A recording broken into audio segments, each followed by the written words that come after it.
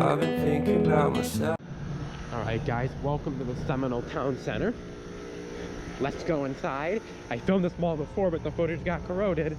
But this time we are going to film it.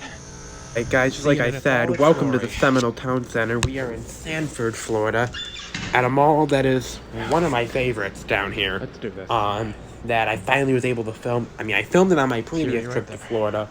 But for some reason, the footage got corroded or lost or whatever. But anyway, we did come back here on my trip in November, and I had to stop and film this place. This mall is very unique. It's one of my favorites because it's suited well for the area with the palm trees and tropical colors and stuff that you see down there. Macy's.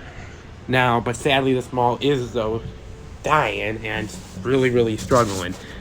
And we'll get into that in the history in a second, but this is a Kohan mall, so we'll see how it does, but only time will tell. But anyway, on to the history of this mall.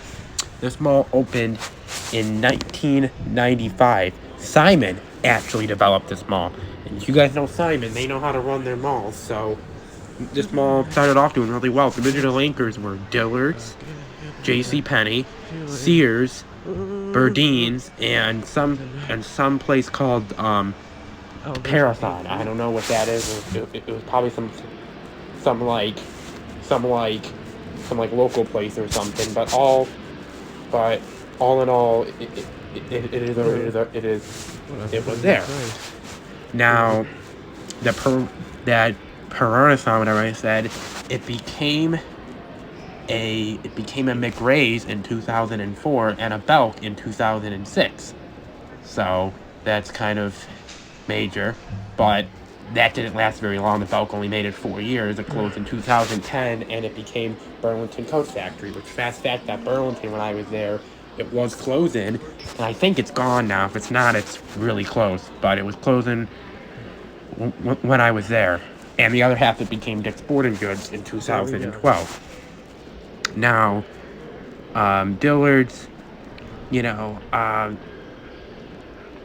it also purchased some other companies such as Ivy's and as well as Maison Blanche's, and so they actually own an additional anchor, but they never turned that space into something. I don't know why, but they just never did it.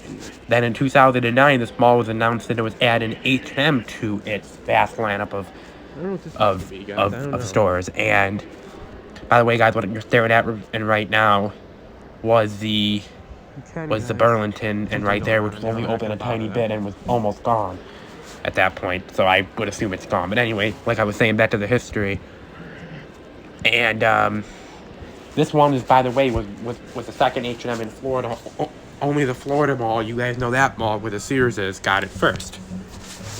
Also in 2012, unfortunately, it did lose the Disney store, and which is never good. And another big news is that Simon sold the mall to Washington Prime Group in 2014. So Simon owned this mall for a long time before they finally started to see these struggles.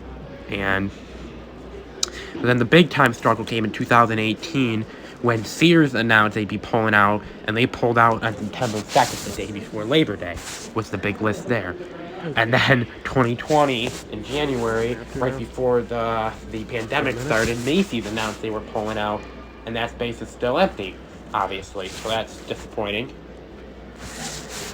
But it is what it is. I mean, and it closed in March, right as the mall was shutting down. Due to the COVID pandemic, it did shut down briefly, and that obviously didn't help the mall, which also during this time, Washington Prime Group sold the mall to Kohan Retail Investments. So, and the first major casualty was the Victoria's Secret store, which closed in 2020 in June. Now, the H&M, which I told you about earlier, as well as the Chick-fil-A, closed in 2021. So that's never good, as you know, that just came there. But, and then, as well as in 2021, another company purchased the Macy's building and didn't really do anything with it. Still, it's still abandoned. There's been talked about something put it in there, but all in all, it never happened. And then the big major apocalypse came in 2022 when I'm going to name them all off.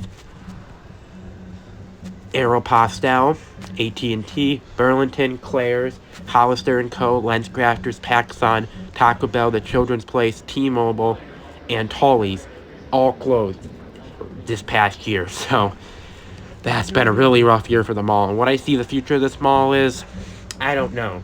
I mean, it's in a good area, but due to what's been happening at the mall, I don't give it good odds. But you never know. Only time will tell. We've seen a mixed bag with Kohan, so we'll see. But comment down below if you guys think there's anything that's going to happen to this mall. But I would love to hear what you guys have to say. But anyway, I'm going to stop talking about music and the rest of the video. I hope you guys really enjoy this video. If you guys do, make sure to hit like and subscribe. And I will see you for the next video, wherever that may take us. So bye-bye, guys.